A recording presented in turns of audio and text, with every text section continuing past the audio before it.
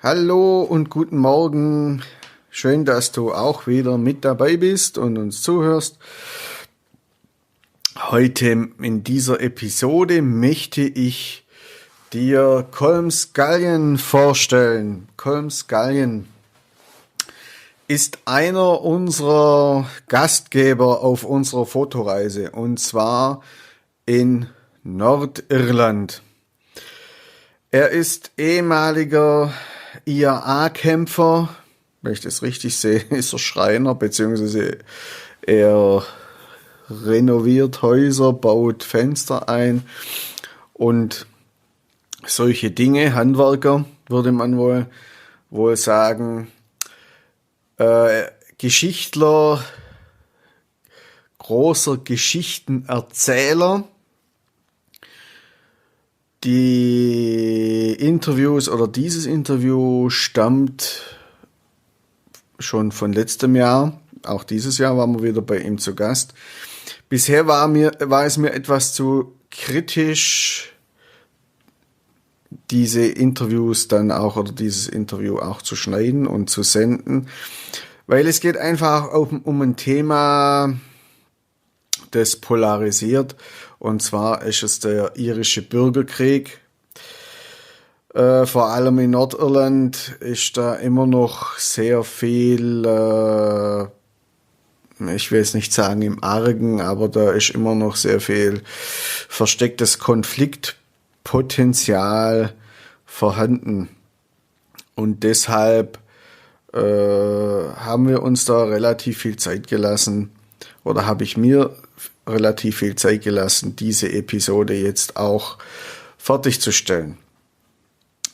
Zunächst einmal wird sich Colm vorstellen, wer er ist und was er so macht und wo er herkommt, aber auch einiges erzählen über Gälisch, über die Geschichte Irlands, aber auch über seine Zeit im Gefängnis zusammen mit Bobby Sands.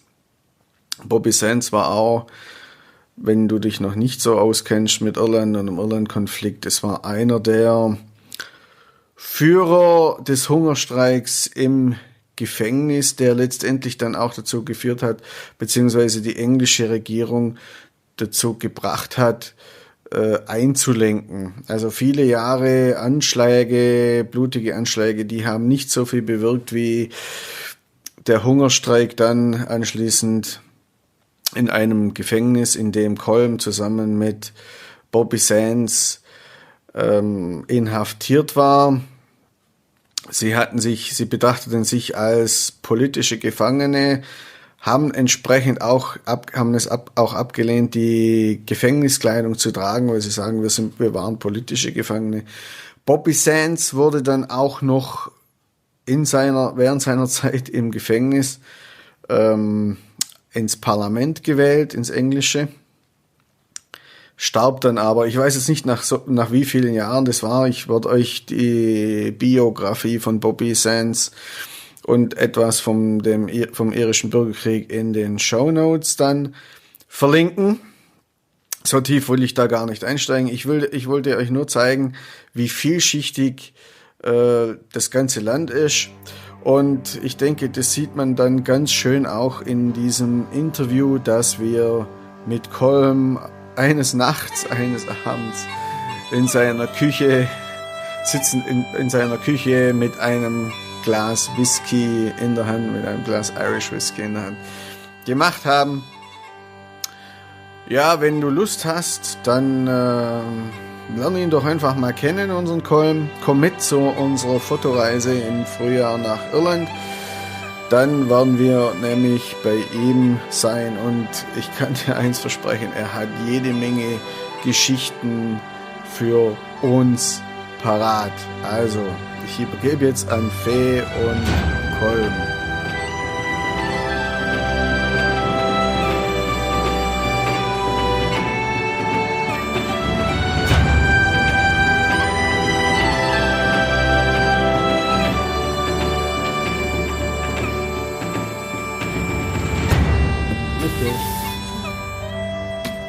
Okay, my name is Colm Scullion. I'm from Ballysullion in Ballysullion.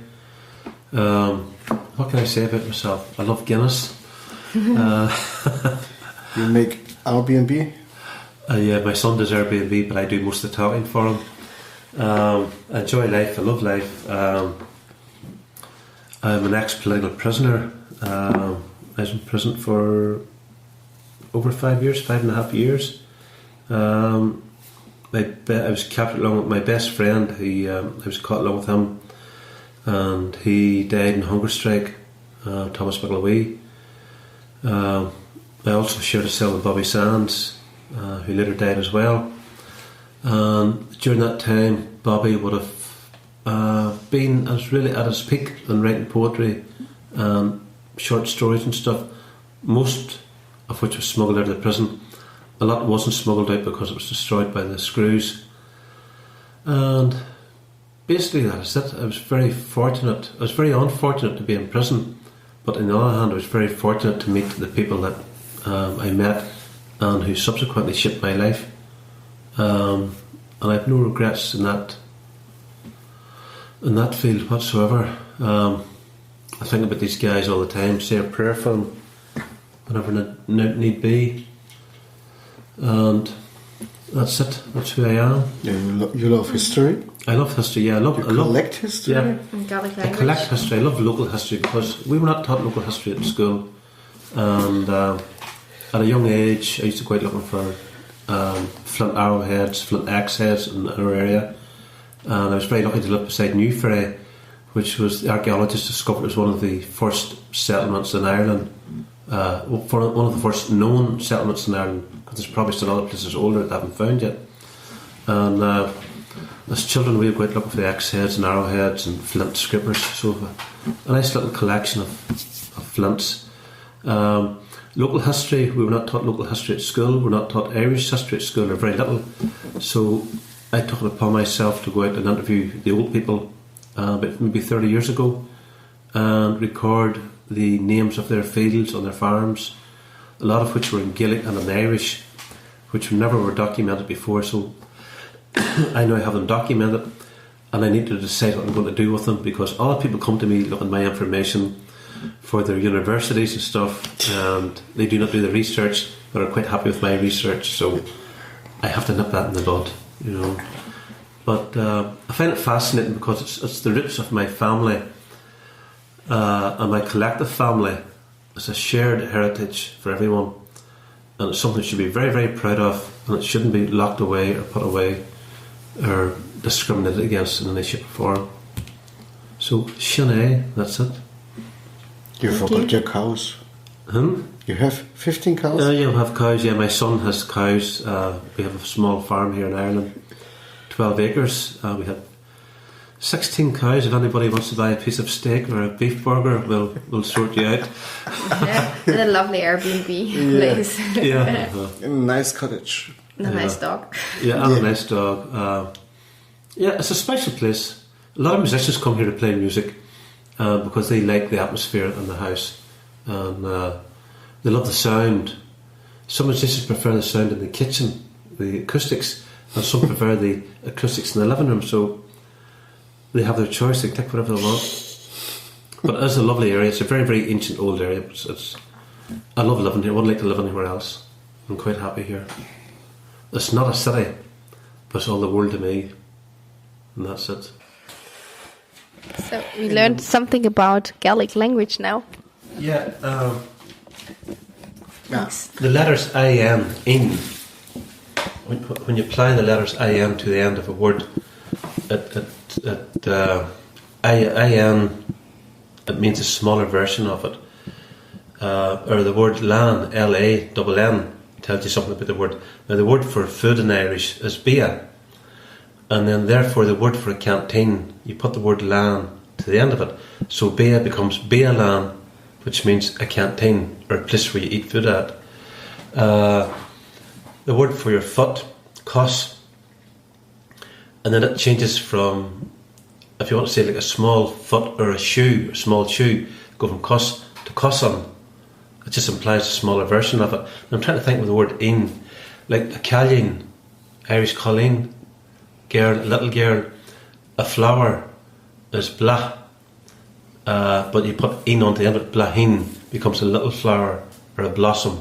And it's like our hen, Blümchen, then it becomes a little one. Yeah, little one, yeah. But my daughter's called blahin, little flower. I call her little weed at times, right? But little flower. So, but that's how descriptive the Irish language is. It's very, very, very, quite poetic and very descriptive. But there's thousands of words that I can't think of any at the moment because of that there, right? I'm trying to think. But German language and Gaelic language, they have lots of in common. Oh, Found out, yeah. Yeah, they do have a lot. They do have a lot in common. I've discovered that they do have a lot in common. What was the other word? We were talking about another word earlier on. What was it? It was not brother. It was Jachar. Jachar is the word for brother. Now the word for boy in Irish is there's different types of boy, right? Depending on your age. Now you don't. I don't think you get that in English, but the word for boy is buchel. Bub. Buchel, right? Yeah. And they don't say a small boy. Bübchen. Buchelin. Ah, that's Bübchen in German. Yeah. Yeah. Yeah. Buchelin. Guten Morgen, hä? Right? So, ja klar. Sorry. Delivery tomorrow. And ask me tomorrow, but it's after 12, so... The delivery tomorrow? Yeah. Pizza? No, the book. All right. 10 deadline. Yeah. All On right. Amazon. It will Yeah, be. I have it will it be in at there. home tomorrow. I have it. Bobby Sands' mother signed it for me. That's cool. But It's a brilliant book. I was a bit irritated because tomorrow I thought. But we already have tomorrow. It's. Jeez. So, Modern technology. Yeah, you don't have to go into bookshops now, so... I know. And I love going to bookshops, even though I don't buy anything. Have you looked through my books in there? No, I didn't have not yet. time. You should have looked through them. Yeah. I have 2 old handwritten ledgers from the 1930s that come out of a shop. It's quite interesting reading because I'm quite anti-church. The church have a lot to answer for in Ireland, right, and everywhere else, right. But the book is from a shop, and it's people's accounts are in it, right. And a wake is very interesting when people died and the body's at home and they wake the body. And if you look through the invoices, the only time people get jam is during a wake. They're buying jam to give the people bread and jam, and buying whiskey and clay pipes, right? So they don't see jam any other time of the year. Then, if you read the invoice belonging to the Catholic priest, his invoice is for salmon, roast beef, use of telephone, taxi to Belfast, taxi to Derry. People around here were still using ponies and horses, right? And it shows you the big distinct difference of the classes between the working class and the Catholic hierarchy, and the control the priests had on the people. But that was the first thing I got reading through my handwritten ledgers. It actually would be good for someone to do a dissertation with at university. But I salvaged them out of a shop in the local village, going to be burned. I said, no fucking way, I'm going to take them home with me. So I took them home and I'll show them to you before we go to bed. Very, very interesting. My grandfather's in it buying a chair and a pair of boots. Yeah, if you talk about documents, you also have documents of the hunger strikers. Yeah, some of them are very, very important. I have there's a letter from Cardinal O'Fee, and he was the head of the Catholic Church in Ireland. It's a letter he wrote to my mother, and it's very important. He was very sympathetic towards the plight of the blanket men and women. He put pressure on the British government to do something. They ignored him, and they even ignored him to the extent that now remember he was the President of all Ireland, and he went one time to Stormont in Belfast to try and meet the government. They would not let him drive. They wouldn't let him take his car up the main thoroughfare of the road towards the government buildings, and he had to park his car at the gates and walk half a mile in the rain to meet the government officials. And that's what they thought of the head of the Catholic Church in Ireland. But that was Cardinal Tommaso Fee, and he was a good man, a very, very Christian man. So a letter from him.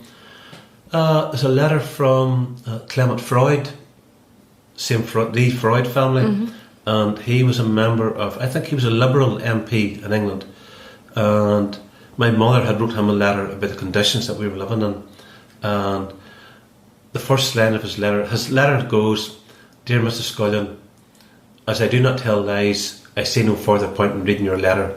Yours truly, Clement Freud."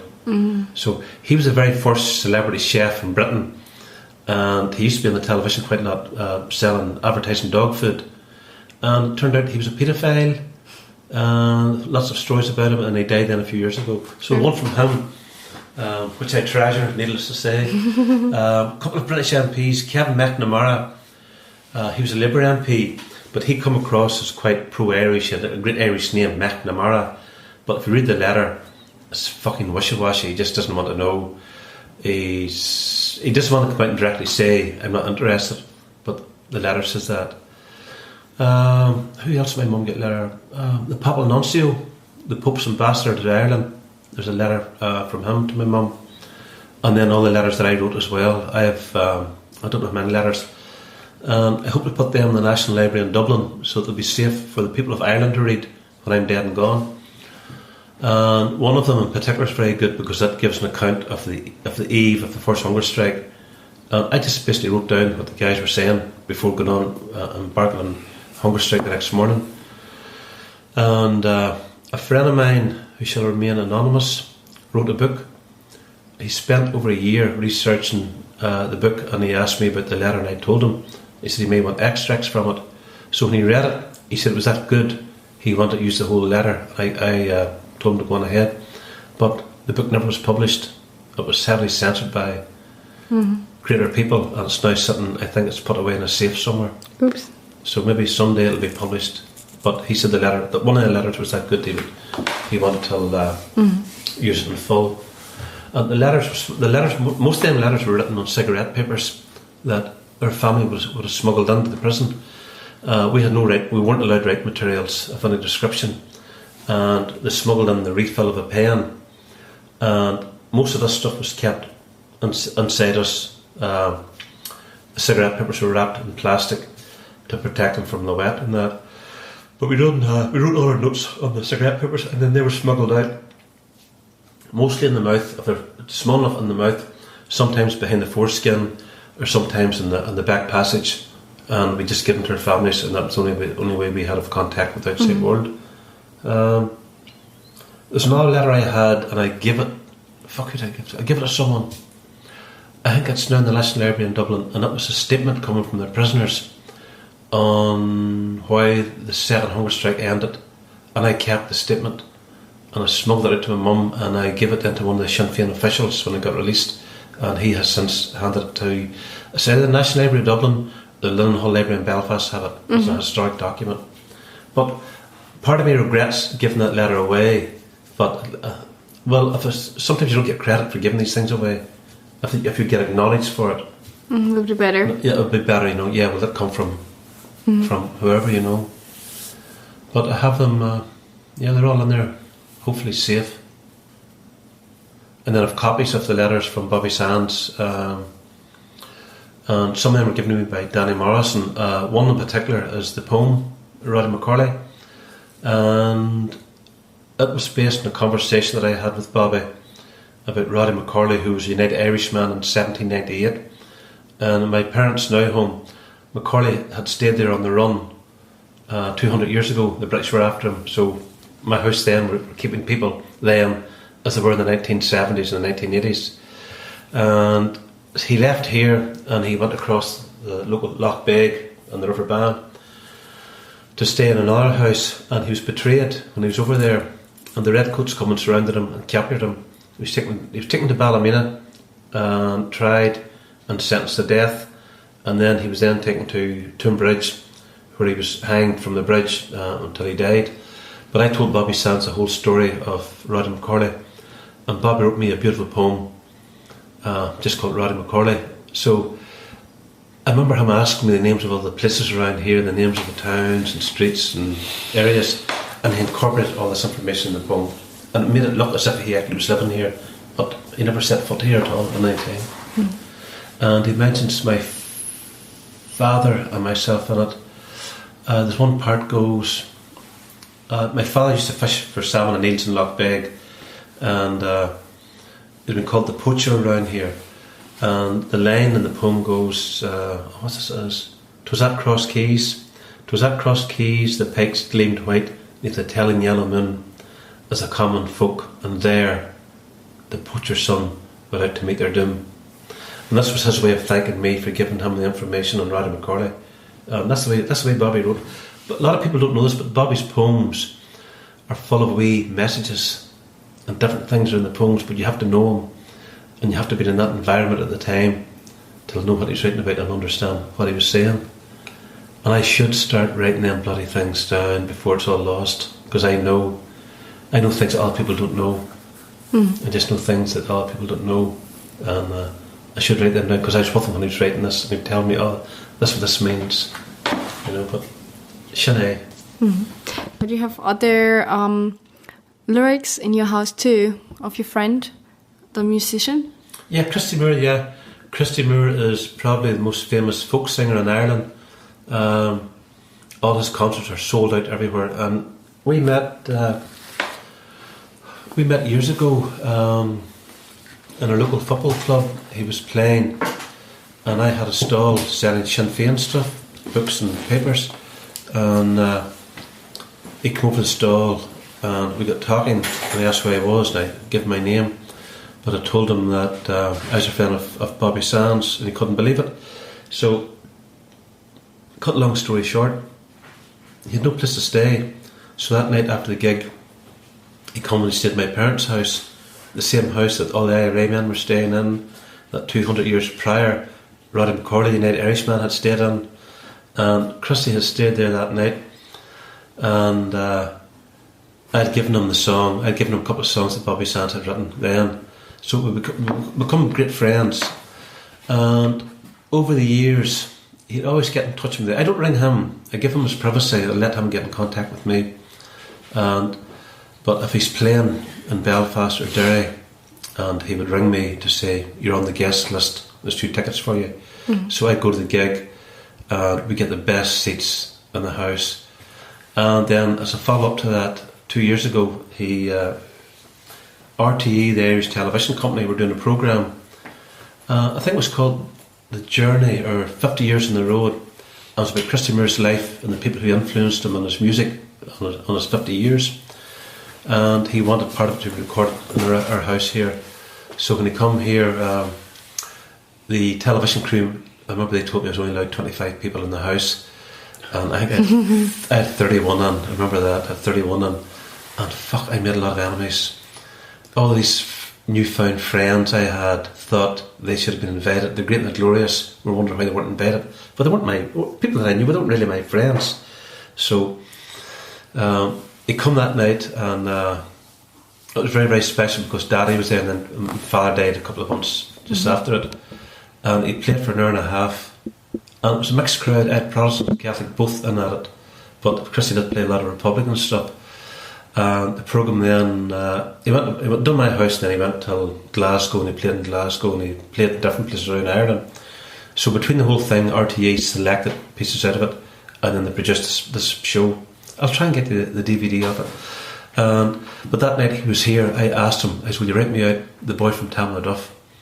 And Tamladuff was the town land where Francis Hughes was born, and he was the boy from Tamladuff. It was a song Christy Moore wrote about Francis Hughes, who died in the hunger strike.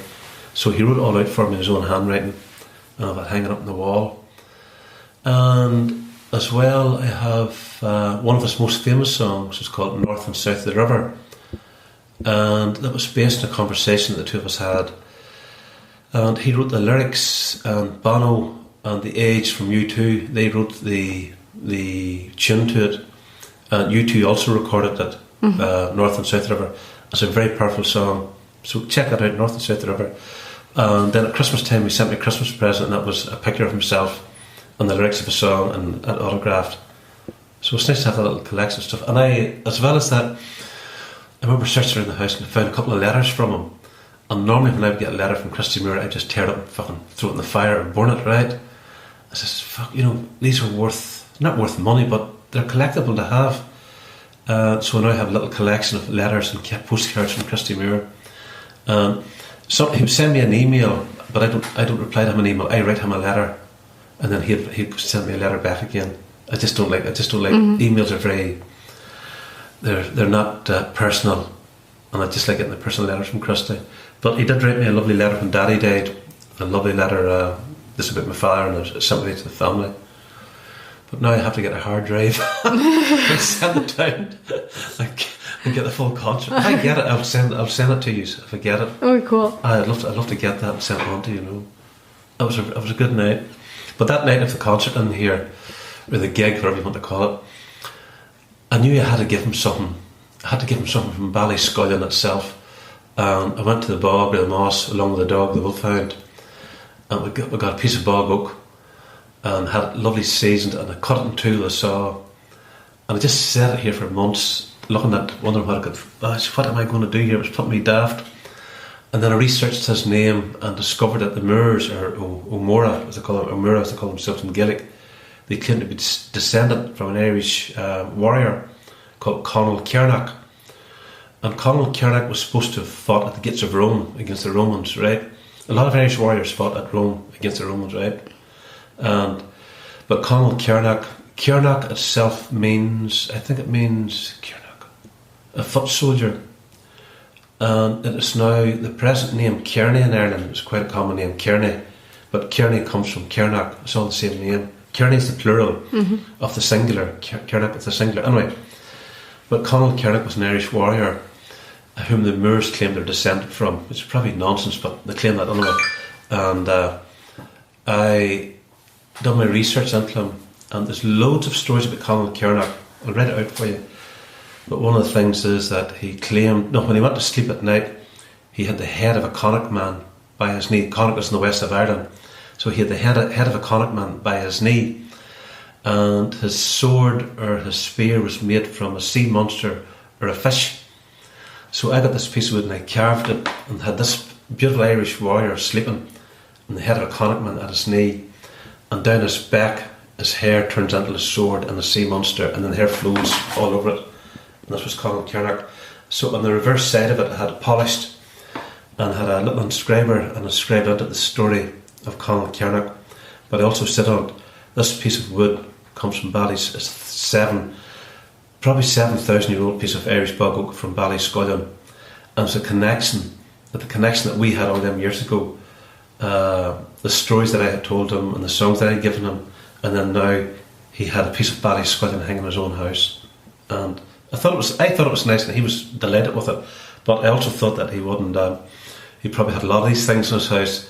But one of the guys in the television crew told me later on that he has it hanging pride of place in his home.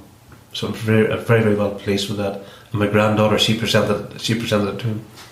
But it was a great night. But oak is very difficult to scarf, isn't it? Sorry? Oak is very difficult to scarf, isn't it? Oh yeah, it's very, very difficult because oak is it's the way the grain runs in it, and it's very dense like marble. It's very, very. Your tools just do not hold the edge, and you need like Sheffield steel or British steel or sometimes Japanese. Japanese are very, very good steel. But a friend of mine who makes violins and fiddles, right, and he comes here to play. He's All Ireland champion, one of the best musicians in Ireland. He made me a box of tools. And I'll show you the tools, and this is to carve the bog oak. And the tools he made me, you cannot buy in a shop. They're just different shapes and for the different curves and bends. But I used to spend the winter time in here. I had a little lamp in that corner. I had a sandbag on top of that bench, and I put my bog oak there, and a bit of music on the background, and a glass of whiskey. I just go chip, chip, chip all night. And these lights were all out, but it was lovely. It was very relaxing, and not only was it relaxing, it was very, very spiritual. To think that tree was growing maybe when the Celts were coming here. What that tree witnessed was the history of Ireland, and then I was getting that piece of wood, and I was doing something else with it. Always connected with the history of Ireland, But to me, the bog oak is very, very, very special. It's very special. And it's irreplaceable. It can't be replaced again once it's done. Unique. Once it's gone, it's gone. There's no coming back. But I have a few ideas now at the moment. That's where that stuff's sitting there. They're lying there probably 2-3 years or something there. This house was coming down with wood everywhere. I had to take it out and put it outside. I have a few ideas what I want to do with the bog oak. But it's all... They're unique for the individual. I've never charged anyone for anything. I've never taken money for a bog oak, and I've made them for my friends. They wanted. Now, one piece I had, the piece in there with Ireland on it, the woman playing the harp, is offered £500 for it. What? And I wouldn't sell it because I loved it too much. I wouldn't sell it, but sometimes I could be needing the £500, but still, I wouldn't sell it. No, I wouldn't sell it. Better do Airbnb. It's better. Yeah. But no, if I make one for someone and they appreciate it and they understand the story and the spiritualism from it, then I'm well paid. That's worth more than money. It's the same with my pictures. Exactly. Yeah. Especially the picture I'm going to get of my front door and the flowers. Yeah.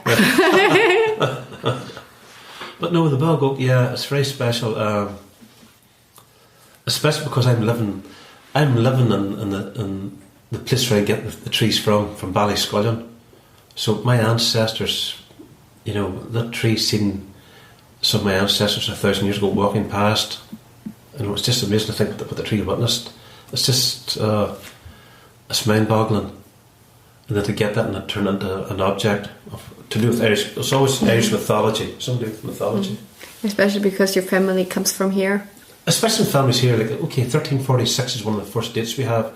Because, written records weren't kept in Ireland, but people go by the place names, and these names all turn up, especially in the north here where we live at. You get the family name attached to a place name, and then it all falls into different tribes, the different clans. They're still here, despite all the conflict and the movement of people everywhere. The old clans are all here yet. Yeah. Despite all what's happened, But no... And the stone as well, I have a big connection with stone. Tomorrow morning, if I don't see it before I go, look outside and I have stone outside to carve and have the idea, say, I need the proper tools for the stone. I need tungsten tipped chisels. So I must go online and see if I can get them for cutting stone. And I remember years ago going to Iona in Scotland. Have you ever been there now? Yeah, it's not Iona? Yeah. Jeez, amazing. But you see all the stonework in it. They were done with Irish sculptors made them. The Quins and O'Quinna and O'Bralaghan were the two families of stonemasons who carved the stone. But my proper name was Columba, and I wanted to go to Iona because it was Columba or Colm Kill's island. It has monastic settlement for about 400 years. I think the Irish monks were there for it. And immediately when I arrived there, I couldn't believe it. You could feel it everywhere. And one thing I didn't know about Iona was, as a landmass and as an island, Iona was there before Scotland was there. I didn't know that. Scotland was still under the ocean. Iona was there, and then Scotland, all the land movement and volcanic eruptions, Scotland appeared. Iona is older than Scotland. There is this cave near Iona which has similarities to Giant's Causeway. Yeah, Staffa. Yeah, Staffa. Was that where Mendelssohn composed his... Yeah, lovely cave. I painted that one too. I've been there too. Yeah. I've been there too. I noticed the sound of the waves going up it. It's great. It's lovely. And it's nice because it's isolated and you have to go by boat. And that makes it special again. And I could never forget the waters. The dark blue. How clear it was. It was very clear. It was just that aqua green and blue. And look, maybe I've got a picture because I also painted that. Oh, did you? Yeah. Oh, it was beautiful. I loved that. But there's probably more, that volcanic formation, there's probably more of that under the ocean that hasn't been discovered yet, or under the sea. But that was one of my things. When I was in cell with Bobby Sands, and I do remember us talking about things we wanted to do whenever we got out from prison.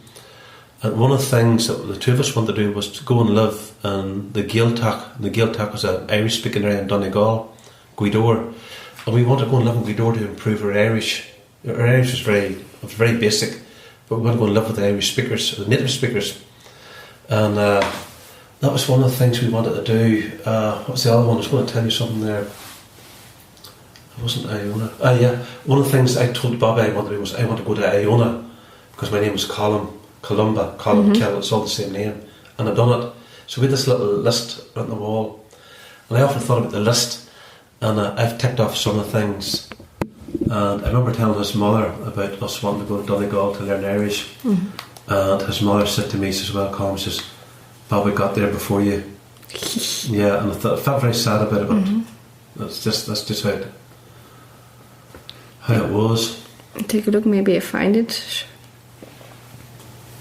Scaffa. Where is Scaffa?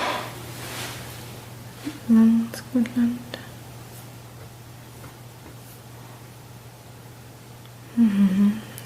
It should be on that. Scotland. Iona. No, I don't find it at the moment. But I think I got it on Facebook somewhere. Have you ever read Bobby's poetry? No. No, only those that you have there. Yeah, it's been published. Recently? Recently? Oh, published years ago. His poetry was after he died. Some of the stuff was published, but a lot of the stuff was destroyed because we had no paper except the piece of cigarette paper that was smuggled in, and we were allowed 6 pieces of toilet paper a day, right? So during the protests ourselves, we rubbed our own mess and shit on the walls, right? Part of the non-wash protest. But we left a little clear space at the door, and beside the mattress on the ground where we slept at night, we left a clear spot.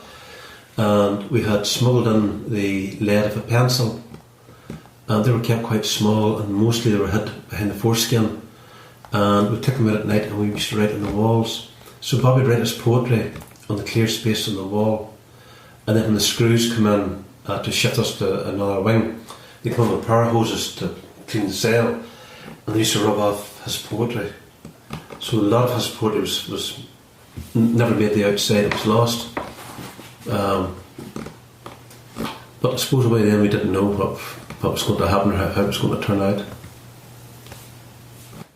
So, jetzt hoffe ich, dass dir diese Episode gefallen hat. Wenn ja, dann schau dir doch einfach mal die Daten auf unserer Homepage an, wenn du Lust bekommen hast, mit uns zu kommen und Colm selber mal kennenzulernen. Dann komm doch einfach mit auf unseren Trip nach Irland. Ansonsten, wenn dir der Podcast gefallen hat, wäre es nett, wenn du uns eine nette Rezension oder eine schöne Rezension hinterlässt. Ich werde euch auch wie versprochen die Eckdaten zum Bürgerkrieg und zu Bobby Sands in den Shownotes hinterlegen. Die findest du ebenfalls auf unserer Homepage erlebnisirland.eu oder in dem Fall unter fotoerlebnis.eu, da ja Colm auch bei unserem Workshop uns unterstützen wird. Vor allem auch, wenn schlechtes Wetter ist, dann werden wir sehr wahrscheinlich so das ein oder andere Shooting in seinem Cottage durchführen. So, jetzt wünsche ich dir einen schönen Tag und bis zum nächsten Mal. Dein Chris.